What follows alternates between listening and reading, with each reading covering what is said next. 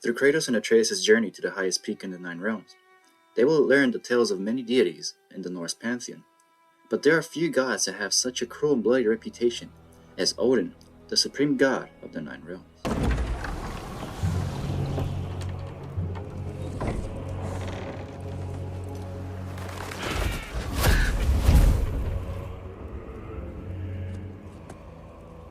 Known as the Allfather by those that revere him, and the Mad Raven King by those that fear him, Odin was first introduced in God of War 2018. While he doesn't make a physical appearance, his presence can be felt throughout the entire journey, almost as an omniscient presence that is always watching Kratos and Atreus in every step of their journey. Surrender. The Allfather demands it. No. Good.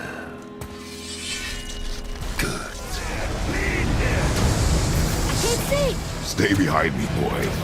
Why do you hunt us? What does Odin want? Don't care. Most of the tales we come to learn of the self-proclaimed All-Father of the Nine Realms come from the mouth of a former ally and trusted advisor, Mimir, the smartest man in the realms. Me? I'm the greatest ambassador to the gods, the giants, and all the creatures of the Nine Realms. I know every corner of these lands, every language spoken, every war waged, every deal struck. They call me Mimir, smartest man alive. And I have the answer to your every question. Why does the son of Odin hunt us? In Mimir's tales, Odin is often described as a cruel and mad god, driven by his endless thirst for knowledge at any cost. Ah, that would be Groa, the Knowledge Keeper. She was a gifted sorceress who gathered every tome of arcane wisdom she could find in the realms, all in the hopes of augmenting her powers of prophecy, that she might find her lost husband, Arvandil. But it was not her husband she would glimpse in her visions, for it was Groa, seeing longer and farther than any before or since, who witnessed Ragnarok, the end and the beginning. When Odin caught word of her ultimate prophecy, he maneuvered to obtain her knowledge and hoard it for himself. Groa knew Odin as a long-time patron of her services, and so she welcomed him into her library as a friend. What she did not know is that Odin himself was behind her husband's disappearance, having used his enchantments to conceal his death at Thor's hands from her sight. Smiling, jealous Odin took her by the throat, and with his very hands he stole her library and her life for his own. I always knew Odin was bad. But that's just... Ruthless, barbaric, heartless? That's Odin. More often than not, the methods used by Odin to obtain knowledge are questionable at best, and dead cruel and ruthless in most cases, often recurring to manipulation and deceit to obtain his goals, fooling his enemies into forcing their own hand against him. What can you tell me about that giant lady with the bow? She was called Skadi, Queen of the Hunt.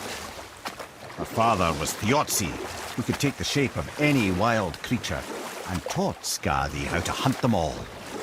From the ribs of pack beasts, she fashioned second feet, allowing her to glide upon the snow so no animal could evade her.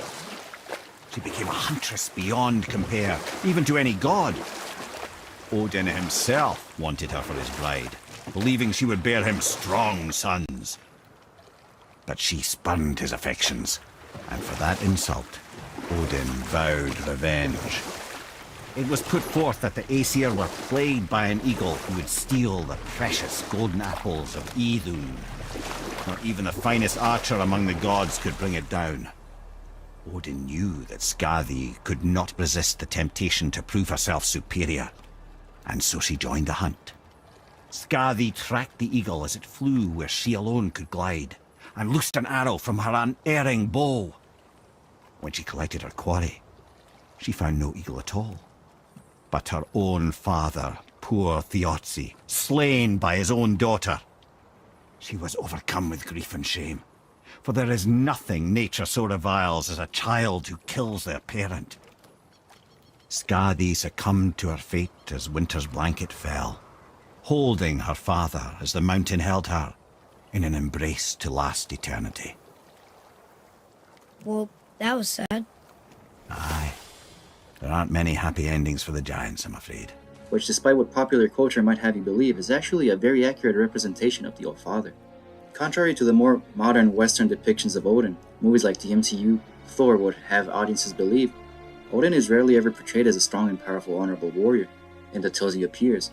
Now don't get me wrong, while his warrior and fighter spirit as an Aesir god are unquestionable, more often than not, Odin in the myths is portrayed more as an unimposing, fragile old man that frequently travels through the realms, wandering off in pursuit of knowledge, often using his fragile and modest appearance to fool his enemies into underestimating his capabilities and true power. These dishonorable and mischievous traits might seem very counterintuitive for a god often related with wisdom and war, far more fit for a known trickster deity like Loki of the Jotnar.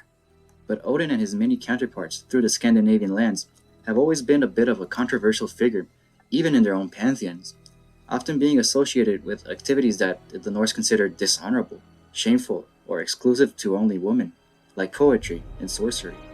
Odin is actually a perfect character contrast to his Greek counterpart, Zeus. Zeus is portrayed in God of War as an intimidating figure, a mighty, powerful, unpredictable force of nature that enforces his rule with raw strength and brute force, in a similar fashion to the Norse god of thunder, Thor. You put him last, even in death. The fuck you say? Modi sought us in fear of you.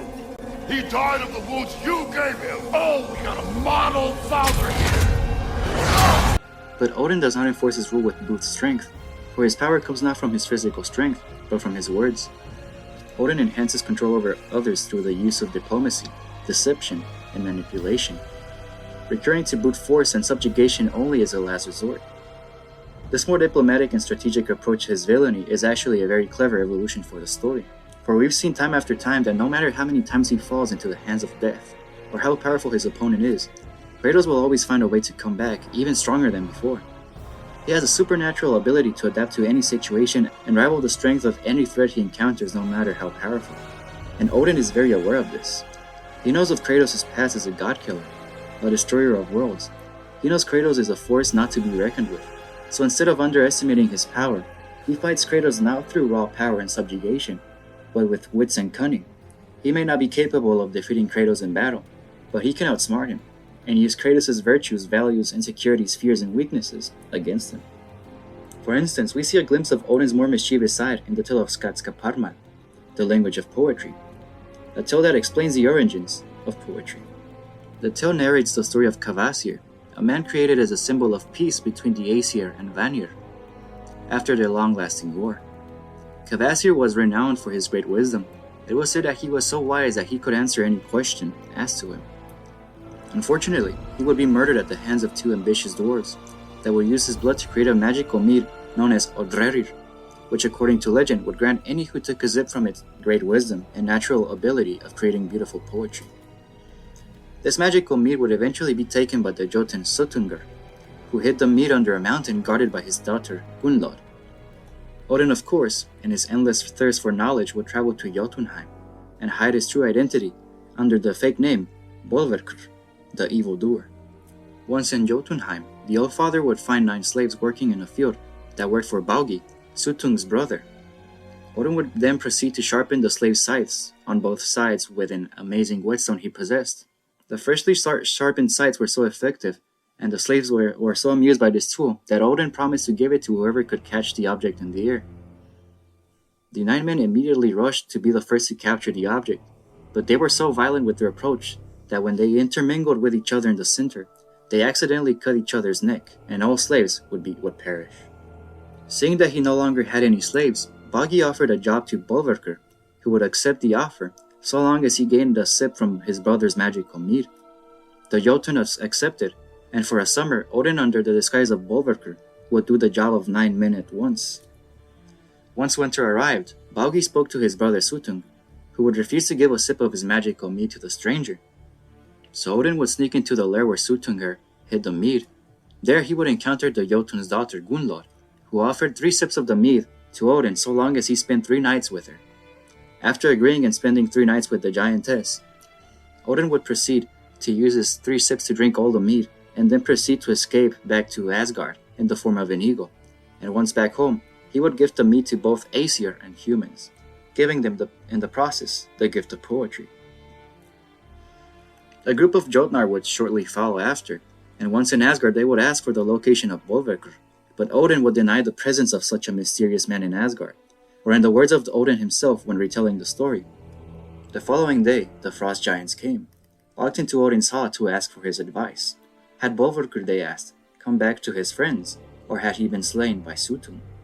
I believe that Odin swore an oath to them. But who could trust Odin?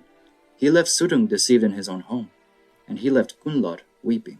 As we can see in this tale, Odin has always been portrayed as a wandering travel that often uses his deception and mischief to obtain knowledge, a stark contrast to the mighty king that honorably fights his enemies in battle.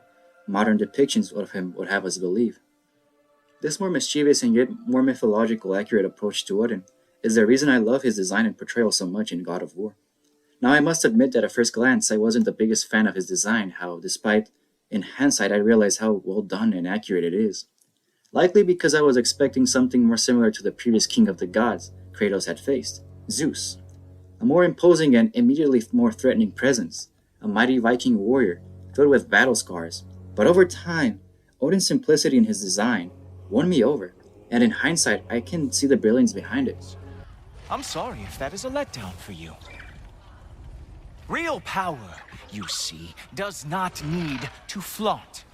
It emerges when the time is right. Don't you agree? Odin's more unimposing and modest appearance make it easier for the audience to put their guard down and relax, making them more trusting and unassuming. This combined with his natural charisma, persuasive speech, and silver tongue make Odin almost a sympathetic character, a guy you can even relate to or recognize from real life. Maybe he reminds you of an elderly father figure like your grandfather or your next door neighbor. And this is exactly what Odin wants. Odin wants the characters and the audience to put their guard down and underestimate him. Underestimate his powers, his ability. It allows him to better hide his true intentions so he can be in better control of the situation and easily persuade and manipulate the characters into doing his bidding. Odin is a wolf in sheep's clothing, waiting patiently for the right moment to strike at his victim, who didn't even see the claw coming. This ain't right. All the pieces ain't welding together true. Like, what's with him calling you Loki anyway? You know that ain't his name. Hey! I'm talking to you! You never shut up! All the things. Odin. Let go of the boy and face me! Tell your brother to throw me the mask and you've got a deal. Stop moving. Freya, if he dies... Now. Wasn't part of the plan, but if he dies, we are square for Heimdall. And honestly, you got a bargain. I will kill you. Plan on that. So nice spending time with you again. Freya, please. Can't be in two places at once, Frigg. Hey! I don't move, you don't move. Don't do anything you regret. I regret many things. Killing you will not be one of them. I am in control here! We see Odin use these exact tactics of deception during his very first scene in Ragnarok. So first of all, let's start with his introduction scene, which was a brilliant parallel to Baldur's introduction in 2018. When Baldur was first introduced, he was shown to be an impulsive lunatic that was looking for any excuse to fight, which makes sense. After all, he was Odin's tracker, a role that in a mafia is in charge with the role of tracking down people and using intimidation to persuade them into doing the mafia's bidding. In contrast, Thor, despite being a more imposing figure that easily towers Kratos, he is portrayed in a more humble and almost calm manner. Undoubtedly due to Odin's orders, since it's pretty clear that Thor wants revenge for his dead children. But Odin has such a grasping control over Thor that he has no other option but to follow his will, which speaks volumes about Odin's ability to control other people. Thor is easily the most powerful and imposing man in that room. If he really wanted to, he could easily crush Odin's skull with a single swing from Mjolnir. Yet Odin has so much control over Thor's mind that not only does Thor follow his every command without a question, despite how enraged he currently is, since he is meeting the killer of his sons, but Thor even allows Odin to directly humiliate him and his family in front of their enemy. Now, what you did to his boys. Self-defense. Dying is what we Aesir live for. And let's be honest, they were kinda useless. Not only does Odin actively mock Thor for trying to stop his drinking habits, but he directly insults his dead children. Once Thor has made sure the coast is clear, the Allfather makes his grand introduction. At first glance, his design seems very unimposing. Odin almost looks like a frail and weak old man. But don't let appearances fool you. Despite lacking an intimidating appearance, Odin immediately lets everyone in the room know exactly who is in control of the situation. Unlike his son Thor, who seems to genuinely have some semblance of respect for Kratos, whom he views as an equal, Odin doesn't care about gaining Kratos' attention or respect. He demands it. He comes into the house uninvited. He is such a well-known and respected figure that he doesn't even bother to introduce himself. He just takes a seat, and unlike Thor, who offered Kratos a drink, Odin takes both drinks from him without permission. He is reinforcing the idea in everyone within the room that he is in control. Because if there is something Odin is obsessed with more than prophecy and knowledge, it's control. Okay. Tell me again how Odin knew we were going to Jotunheim before we did. Odin is extremely clever, you see. Nearly as clever as he thinks he is. And he's a collector of prophecies. If it's about the future, he adds it to his collection. Helps him style himself as all-seeing and all-knowing. But of course, the idea is control. Control of the future, control of his fate. He'd control every realm of every land in every world if he could. Every potential pocket of resistance, he seeks to eliminate. Even if you've never posed a threat before, he may think one day you might. So you see, it's not important how he knew before you did. It's important that he was right. Odin's entire character and all of his actions are driven by control, for he believes that by knowing his destiny and gaining infinite knowledge, he will be capable of controlling his own fate and avoid his prophesied demise at Ragnarok. You're familiar with the tale of Skoll and Hoti, bringers of day and night? Oh yeah, the wolf giants. Aye. They were born of the archwolf Hrothwitnir, a great nemesis of the Aesir gods. Odin captured them as pups and kept them in the kennels of Asgard to hold his foe at bay.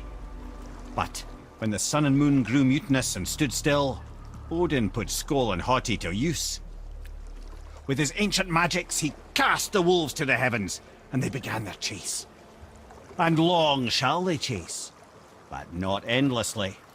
For it is foretold that someday Skoll and Hoti will catch and devour their prey. And that day shall be Ragnarok, the twilight of the gods. But Ragnarok is supposed to be Odin's doom, isn't it?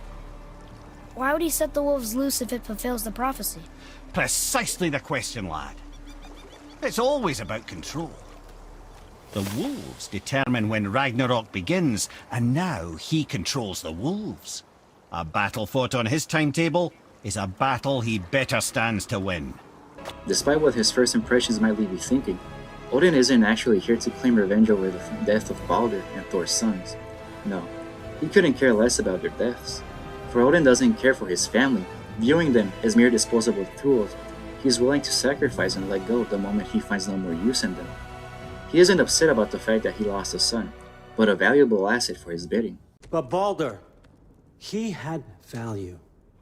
He was my best tracker, my closer. Yeah, his mind was gone, sure. But he had his uses, and now he's gone because of you. You follow me? Odin is actually here, weirdly enough, to negotiate peace with Kratos, which seems odd at first. After all, why would he desire peace with the one that not only murdered members of his own family, but that he is also destined to face during Ragnarok? And the answer, once again, is control. Despite his unquestionable power and domain over the 9 realms, Odin is a smart god that knows to not underestimate his enemies. He knows about Kratos' past and reputation as a god killer, and he knows the extent that his rage can go to. He is aware of the fact that if provoked, Kratos will likely kill him, so instead of recurring to subordination through mere brute force, Odin instead decides to use a more manipulative and decideful approach with Kratos, using Kratos' desires and virtues against him. He knows that despite his dark past, Kratos is a changed man that only wants the best for his son, so Odin offers peace, not because he is genuinely interested in the best outcome for all parties, but because he knows that if he can strike a deal with Kratos, he will be capable of controlling the terms and conditions of the peace treaty, effectively neutralizing Kratos in a passive way, giving him more time to plan and prepare for the arrival of Ragnarok. Ultimately, Kratos denies Odin's offer for peace, in part due to his own experience with trusting gods in the past, but mostly thanks to the wise advice and counsel of Mimir. Little shit! Why should we believe a word of you? What have your promises ever been worth? There he is, my old partner in crime. He's lost weight. If he tells you snow is white, he's lying. What kind of wisdom is that? Can't the smartest head alive see past himself? See that we all want the same thing? All right. Odin's interactions with Mimir are easily some of the best in the game, and it's pretty easy to see why. After all, Odin and Mimir share many traits. They are both wise, charismatic, and persuasive talkers, the main difference being that Mimir uses his knowledge to help others by offering his counsel, while Odin uses knowledge to exploit and use others for his own desires. Seeing that he can't persuade or control Kratos into doing his bidding, Odin decides to instead try to use his second best choice and resorts to manipulating Atreus, inviting him to travel to Asgard and serve as his apprentice. Odin is very aware of Loki having a significant role during Ragnarok, and he also knows that Atreus has been searching for the missing god Tyr, who was very beloved and trusted by the Jotnar, likely to learn more about his destiny and purpose as a champion of the Jotnar. So by inviting Atreus to Asgard as a guest, not only would he have control over Atreus' every move, but he could also use Atreus as an unknowing hostage to negotiate peace with Kratos. After all, if he can't control Kratos through diplomacy or hurt him through physical means, then the best thing he can do is hurt him where he knows it hurts Kratos the most, through his son. Now a good time. I just want to talk. Dad to dad. Speaking of which, imagine my surprise when Atreus came knocking at my door. He's doing well, by the way, and will continue to do so just as long as I return to Asgard sometime soon. I'll settle your debt with my ex. Keep Freya off your back. Keep your boy safe. That's really all you want, isn't it? So what do you say?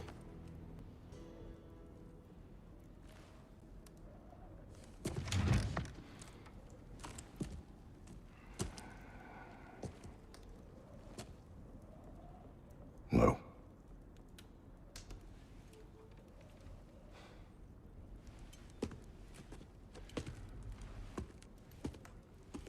Don't take all day.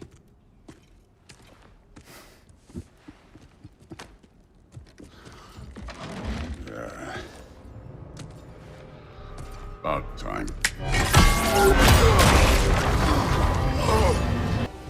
Atreus ultimately rejects Odin's offer, likely because he is currently more worried about his father's well-being, who is currently fighting Thor, a mere distraction from Odin to have some private time with Atreus. And while he didn't manage to immediately persuade Atreus, Odin successfully planted the seeds of his scheme in Atreus' mind.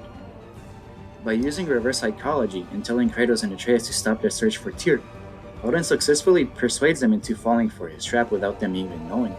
For the first course of action Atreus and Kratos take after their initial encounter with the Allfather is travel to Svartalfheim, the realm of the dwarves, in search of the missing god of war, with the hope of receiving guidance from Tyr. And while Odin doesn't physically appear during their travel in the realm of the dwarves, his presence and influence can be felt almost omnipresently during their stay in Nidavellir. We see just how powerful Odin's grip over the realm actually is, with the Einherjar patrolling the city streets while the dwarves hide in their houses in fear. We come to learn that at one point the dwarves got tired of the Allfather's rule and revolted during a rebellion led by the dwarf named Durlin. But they were cut short when Heimdall, Odin's right-hand man and chief lieutenant, was sent by Odin to crush the rebellion. But mere brute force wasn't the only way Odin enforced control over Nidavellir. After all, we come to learn that Odin exploited the realm's natural resources until it became infertile and incapable of producing any food or supplies for the realm to be self-sustaining, forcing the dwarves to be dependent on trade with Asgard to obtain food, effectively making them slaves in everything but name. Svartalfheim isn't the only realm we see devastated by the hands of the All-Father. During his travel in Vanaheim, Kratos would learn much of the Aesir-Vanir War, a devastating war between the two main tribes of gods in the Nine Realms, the Aesir of Asgard led by Odin, and the Vanir of Vanaheim led by the goddess Freyja. Despite the Aesir's superior strength and numbers, they still found themselves struggling against the Vanir's use of ancient dark sorcery, known as Sedir magic. The most powerful user of this magic being Freyja herself, who would become a major threat for the Aesir during the war. Eventually, both realms managed to find temporary peace and form an alliance through the arranged marriage between Odin and Freyja, orchestrated by Odin's counselor at the time, Mimir. Mimir hoped that marriage between both leaders would end all hostilities, and for a time it did, and both Odin and Freyja seemed genuinely happy together. But behind the curtains, Odin would still orchestrate the war, and use the element of surprise to brutally destroy the Vanir's defenses. Without Freyja's knowledge, and without their mighty leader to guide them, the Vanir would quickly fall at the hands of the Aesir. Over time, Odin's obsession with Sedir magic would slowly drive Freyja away from him, who instead focused on raising their son Baldur. The final strike that would destroy Freyja's relationship with Odin came when the All-Father sent his son Thor, in disguise of Freyja, to the realm of Jotunheim, to massacre all the giant race, in an attempt to stop the prophesied uprising during Ragnarok. Freyja would manage to use her magic to banish Thor from the realm and close its portal, but the damage was done, and in the eyes of Odin, Freyja had committed treason. So Odin uses knowledge of Vanir magic he learned from Freyja to banish her to the realm of Midgard, and cursed her to be incapable of fighting through physical or magical means. As we can see, Odin has a tendency to use his enemy's nature against him. He used Freyja's desire for peace for her people to trick her into marriage. That way, he could control his most dangerous threat through the use of diplomacy, essentially getting rid of her without even having to raise his spear, and successfully weakening the Vanir forces. Another great example of Odin using a being's nature against him comes in the form of Nidhogg, the protector of the World Tree's roots, whom Odin binds to Freyja's curse, for he knows that the beast is forced to defend the roots even at the cost of its own life. So by binding Freyja's curse to the roots of the World Tree, Odin forces Nidhogg to act with aggression against any who attempt to break Freyja's curse. The creature! It belongs to Odin! No! It protects Yggdrasil's roots, wherever they are. Bastard was counting on it. Eventually, Kratos and Atreus would eventually manage to find Tyr, and knowing that they had fallen for Odin's greatest scheme, for as we would come to eventually know, this wasn't actually Tyr, but Odin in one of his many disguises. This disguise is merely another one of Odin's methods to enact control over Kratos and Atreus.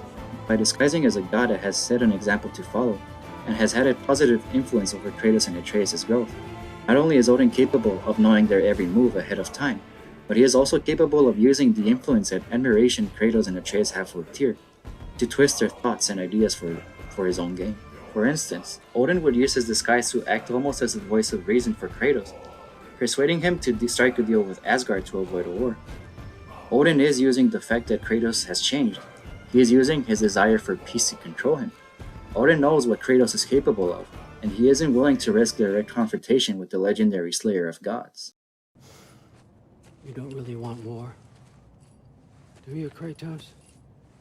All that blood on your hands, on your son's hands? I want peace as much as you do. Perhaps we can find it together. He's lying. I know. That boy of ours is everything I expected. So clever, kind. You sure he's yours? A kid, you really ought to be very proud. He is the key to peace in our age, to break free from all this fate and prophecy. My son is not your key. Oh God, do they not have metaphor in your homeland? Or rather, did they? I'm sorry, that's not fair. I know you're not the god you once were. And now is your chance to prove it. Return my son, or you may meet the god I once was. And what kind of god is that, Kratos? What do you even know of godhood? In your lifetimes, has anyone ever worshipped you? Ever prayed to you? Can you even imagine that kind of love? No! You don't care about mortals. You don't care about anything beyond yourself. Beyond the monster who kills without cause. You fear what you can never even hope to understand. Is it any wonder that your boy is in no rush to come back to you? Don't listen to him, brother. He's just trying to get in your head. And when that fails, once again, thanks to the counsel of Mimir and Freya, Odin decides to use Atreus' naive and innocent nature, his desire for adventure and search for purpose, to plant seeds of mistrust and create conflict between father and son, with the hopes it will separate them and encourage Atreus to go to Asgard. And it works. Midgard. But if Atreus is in Asgard, there's no getting him back without an army. We should be raising one. Yes, nothing like a catastrophic war to improve the situation. The boy seems quite capable. Perhaps if you simply give him some time. You are not free of blame here. You encouraged his foolishness, his confusion. I do not seek war. But if Odin has stolen my son, do not doubt the lengths I will go to. Your nature has always been clear, Kratos.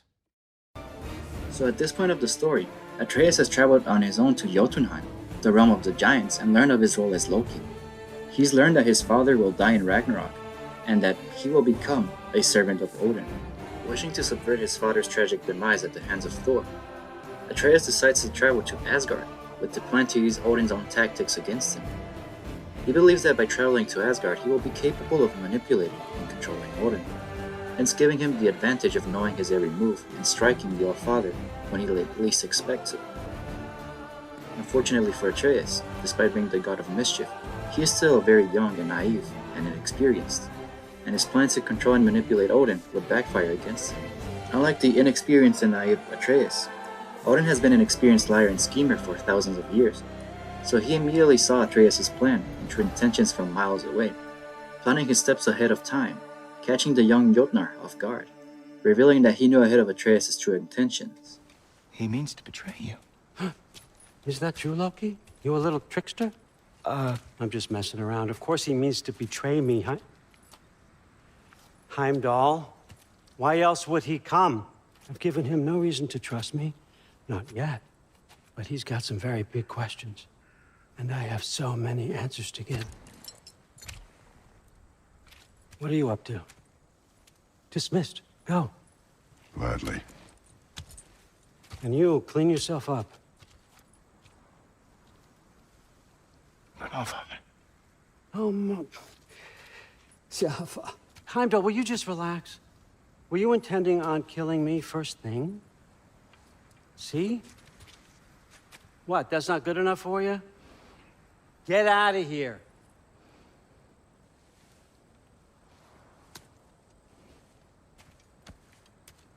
To begin with, instead of transporting Atreus directly into safety, within Asgard's mighty walls, he purposefully teleports Atreus outside of Hrimthur's wall, both to prove the young Jotun's capabilities, and so he could meet the Watcher of Asgard himself, Heimdall.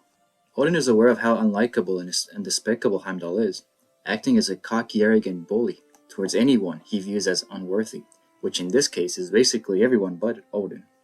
Odin does this to intimidate Atreus, by showing him just how sadistic and cruel the Aesir can be, but also to gain Atreus' trust.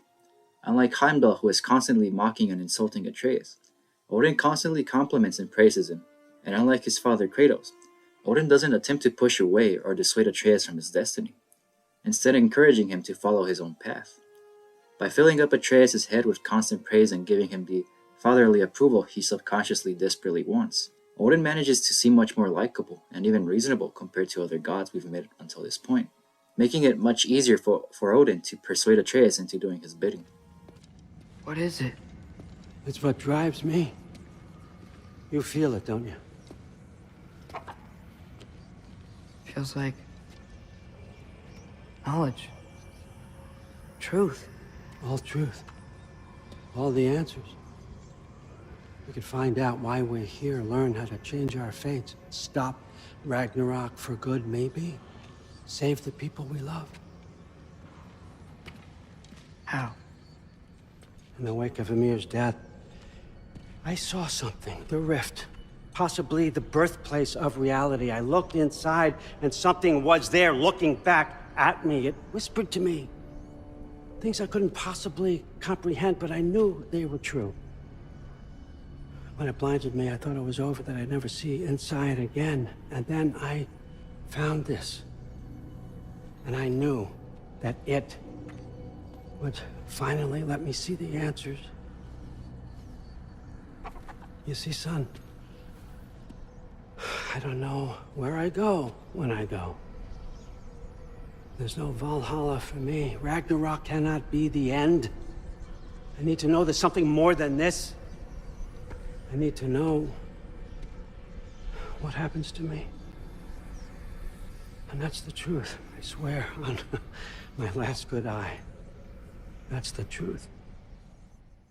By showing Atreus his vulnerabilities and insecurities, and pretending to be more sympathetic towards Atreus' cause, encouraging the kid to pursue his destiny, and pretending to only want the best for both sides, Odin manages to persuade Atreus into using his natural skills to search for a mystical mask that, according to Odin, will grant him access towards the source of infinite knowledge. A rift in space and time created after the clash between Odin and the giant Ymir, that Odin intends to use to find a way to stop Ragnarok and allegedly save everyone. And you know what? It worked.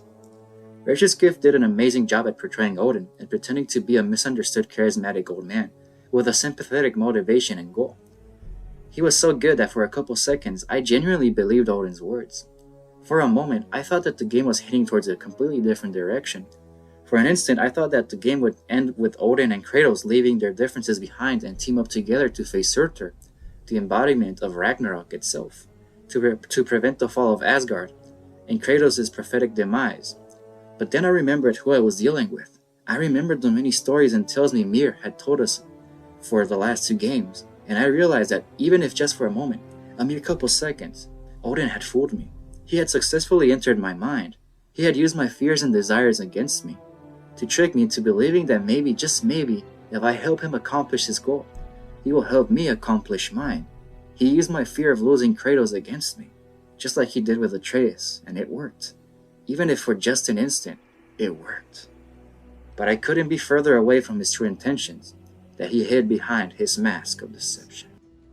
Even when Odin speaks the truth, his purpose is false. Either way, it's a mistake to let it distract us. But Atreus isn't the only character that is unknowingly eating from Odin's hand, and we see Odin's manipulation tactics being used all over Asgard. In a similar fashion to Odin, Asgard at first glance may seem very underwhelming and even disappointing for what audiences come to expect from the City of the Gods. But this more humble and grounded approach to Asgard's design is intentional. Asgard is purposefully portrayed as a small, isolated, and gated community, separated from the rest of the world, traits that are often found in real-life cult communities. These isolated, small, and gated communities are intentionally designed this way to separate and distance the individual cult members from all ties to the outside world, eliminating outer perspectives, narrowing the cult members' views exclusively to what is taught within the cult, and it makes it harder for them to escape it and get help from the outside world. This gives the cult leader more control over his followers, making it easier to brainwash the members through the use of disinformation and propaganda. These tactics are very well portrayed through the Aesir gods themselves, who follow Odin's every command without hesitation or second thought, even at the cost of their own life. A good example of Odin using propaganda to brainwash his people are the ideas of the Aesir themselves. Their whole life, Odin has planted the idea in their heads that the Aesir are a proud race of fierce warriors that live to drink, fight, and die. It's actually quite ironic that Odin mentions that the Aesir are born to die, because while it's true that the Vikings' culture and virtues were based on the concept of war and dying honorably in battle, these are virtues that Odin doesn't actually seem to value. For being a god of war, born into a culture that valued powerful warriors and viewed dying in battle as an honorable trait, Odin doesn't really do much of the fighting, preferring instead to send his lackeys and endless hordes of Einherjar to whoever dares intervene in his way, and in the few instances he does take up arms, we usually see him backstabbing his opponents, exploiting them, either in a moment of weakness or with the element of surprise, which, while effective, isn't really an honorable way to defeat an enemy, especially not in a culture centered in war, and Odin seems to genuinely be terrified of the concept of death. This implies that the whole warrior culture surrounding the Aesir was invented by Odin, not because he genuinely believes in these virtues and values, but because it allowed him to easily mold mindless and brainwashed soldiers that would follow without hesitation his will. Odin doesn't actually care about the virtues he preaches about. He simply uses these values and beliefs to forge disposable tools he can easily replace. By controlling and withholding the information as the cult leader sees fit, the leader is capable of easily pushing their own agenda and ideals upon their followers, making them much more susceptible and vulnerable to their manipulation. Ever wish to visit the other realms? Not even remotely. Of course not. No. I mean, what's to visit? The cannibals of Midgard? Or Vanaheim? Where the witches don't bathe? Ooh. Well, you could always blacken your lungs in Svartalfheim. Or burn to death. Or freeze to death. Or may I interest you in visiting the unquiet dead and their aviary overlord? You may not. How about an elven civil war? No, thank you. Or, well, I mean, there's, Jotunheim. I'm still really curious about Jotunheim. Yeah, well, aren't we all? Still, nowhere better than Asgard. A good example of Odin pushing his own agenda to better the control over his people is the idea that the Aesir are the superior race in the Nine Realms, the cornerstone and peak of civilization. This reinforces the idea that all other races are beneath them. Racial superiority is a very common belief that many radical cults, institutions, and authoritarian groups often impose upon their followers, because it makes it easier to dehumanize their enemies, justify persecution, and even genocide. Probably the best example of the effectiveness of these tactics is Heimdall, the Watcher of Asgard himself. Heimdall is an arrogant, cocky douche that has grown up his whole life with the idea that Asgard is the epitome of civilization, and therefore all other races are inferior to him. So he shows no hint of respect or mercy for anyone that isn't his father Odin. After all, who would know better than the Allfather himself, right? Which is ironic because despite Heimdall being the god of foresight, which literally grants him the ability to see past people's deceptions and read their true intentions, Heimdall is still incapable of seeing past Odin's deception, or rather, he is so loyal to Odin that he refuses to see the truth behind Odin's mask of deception. Thor, on the other hand, despite being a more quote-unquote dumb, or at least that's what Odin has led him to believe, is actually more prone of seeing through Odin's mask, questioning his orders and hesitating to enforce his will whenever Odin commands him to carry out his bidding. And Odin despises Thor for that, because it makes Thor more difficult to control. And like with Kratos, Odin knows that Thor is physically stronger than him. He can't subjugate Thor through brute force, so the only way he can have control over him is by subjugating him emotionally, which is why Odin likes Thor more when he's drunk, because it clouds Thor's mind and makes him easier to manipulate. What are you going on about? I just don't get it. The mask, bringing the giant that killed my sons here. Why? I can explain it to you, but I can't understand it for you. Stop letting your wife think for you. She's clouding whatever's left of your brain. This isn't about her. No, it's about your limitations. Accept them and move on. Now go smash something, will you? Honestly, I liked you better as a drunk. So he emotionally abuses and belittles the big guy. And sadly, despite being much more physically imposing, Thor simply lets it happen because it's all he's ever known. It's how he was raised. His whole life, Odin has planted the idea in Thor's mind that he is a stupid, fat drunk that is only good for doing one thing and one thing only, destroying. And Thor sadly believes him. Why isn't he dead? Are you talking? Who told you to do that? You don't talk. You don't think. I think. You kill. It's a simple fucking concept. Odin is such a compulsive, narcissistic control freak that he is willing to emotionally abuse his family to the point of breaking them and destroying their lives, so long as they serve their purpose, and the moment they step out of line and he loses control over them, Odin gets rid of them without hesitation or second thought. No.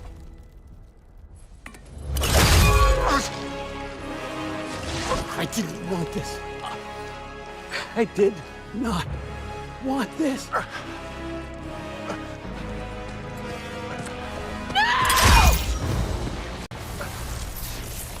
Dude, this was all their fault. They've done this to us, to our family.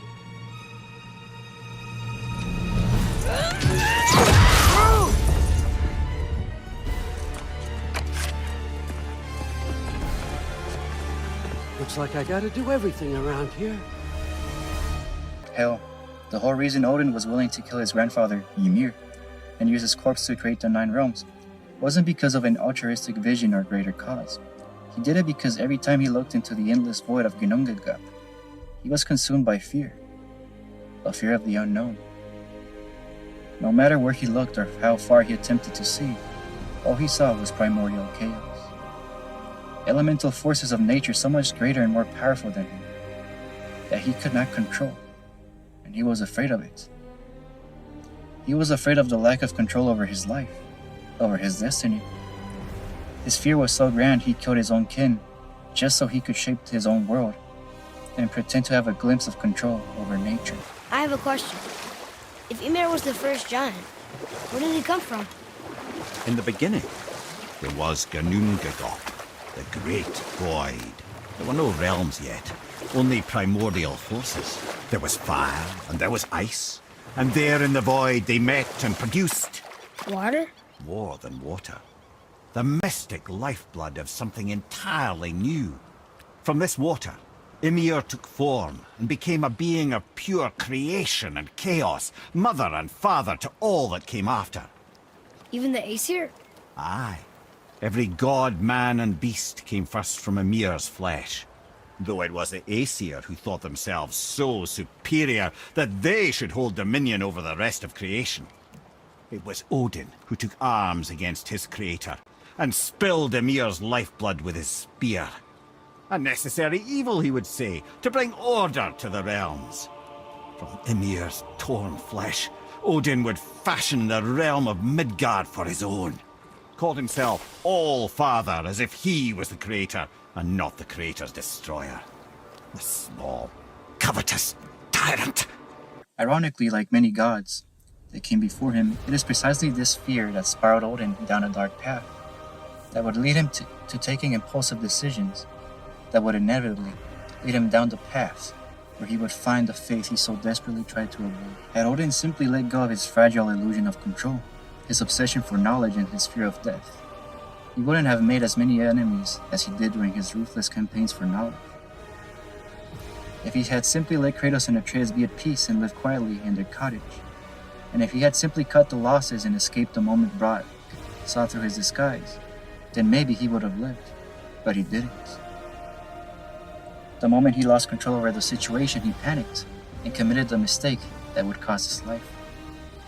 All because he refused to change and let go of his obsession with control, which is what makes his faith so tragically ironic. By attempting to control his faith, Odin would fall right into the road he so desperately tried to avoid. One often meets his destiny on the road he takes to avoid it. Even during his final moments, when all hell is loose and Odin finds himself flanked and overwhelmed in all angles, he still desperately tries to manipulate Atreus one last time.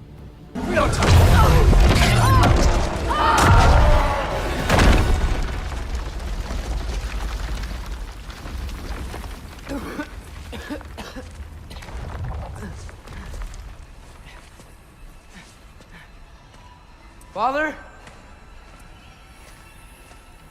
Freya?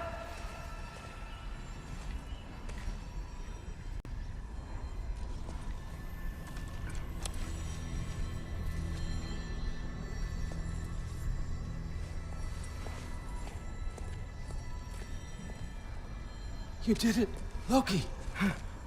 No. No more fighting. No. None of that matters now. This is your moment, Loki. Groa tried to hide you from me, but this is your destiny. Champion of the Jotnar. Only he can put on a mask. Only he can gaze into the truth of creation. Unfold the secrets of life and death. No more doubt, no more confusion. You were born for this. Put on the mask, Loki. Like in the past, Odin tries to use Atreus' desires, search for purpose and meaning to convince him that only the great champion of the Jotnar is capable of using the mask and revealing the rift's secrets. And while it's left uncertain if Odin is telling the truth or if he is simply lying to distract Atreus, one thing is clear: he is trying to use him, either to steal the mask, or in case he's saying the truth. Odin is likely aware that using the mask to gaze through the birthplace of creation will likely leave its user with a heavy cost to pay. But unlike Odin, who is unwilling to learn or change his ways, Atreus has actually moved on and learned that he doesn't need to find a grand purpose to fulfill his destiny, or follow a certain path to find meaning in life. All he needs to do is believe in himself, simply move on, and with the right guidance and company, he can find the road that leads him to happiness. In many ways, Odin is a dark, twisted reflection of what Atreus could become. They are both very smart, gifted characters, often portrayed as deceitful and manipulative, with a natural inclination towards magic and shapeshifting. They are both obsessed with seeking purpose, meaning, and knowledge, mainly that related to prophecy. They are desperate to know their faith so they can attempt to control and subvert it. The biggest difference being that between both characters is that Atreus genuinely cares for others and is willing to change for the better, while Odin is too self-centered and worried about his own faith to the point that it consumes his life. His obsession with self-preservation, ironically, led him down the path he tried to avoid, while Kratos and Atreus avoided it by genuinely changing their nature for the better. The tragedy of Odin the Allfather serves as a cautionary tale, a warning of the dangers of refusing to change out of fear. Fear of losing our fragile sense of control, an illusion we trap ourselves in by creating bad habits and routines that create vicious cycles. Cycles that, despite knowing deep inside are wrong, we refuse to change because we like staying in our comfort zone, because it grants us a false sense of control and safety over our lives, a lie we tell ourselves every day to try and escape the existential dread we feel when we look into the void. But sometimes the only way to defeat the darkness is to simply embrace it. The path ahead might be uncertain, but if you keep moving forward, you will always find a light at the end of the tunnel. You have to stop. You can choose to be better. No, I can't. I have to know what happens next. I will never stop. Why'd you have to say that? Sofna. Apfra. Desu. Sofna. Hithan. Sofna. Sofna. Sofna.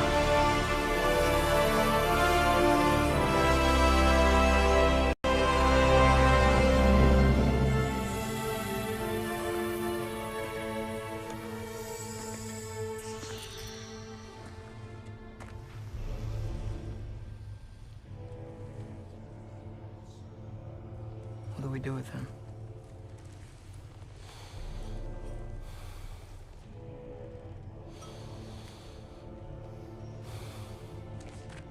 I swore I would never rob from you the choice between life and death.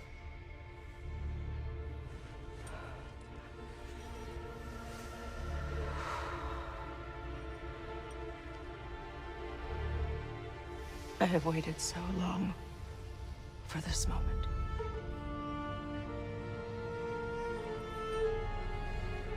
And now that I'm here,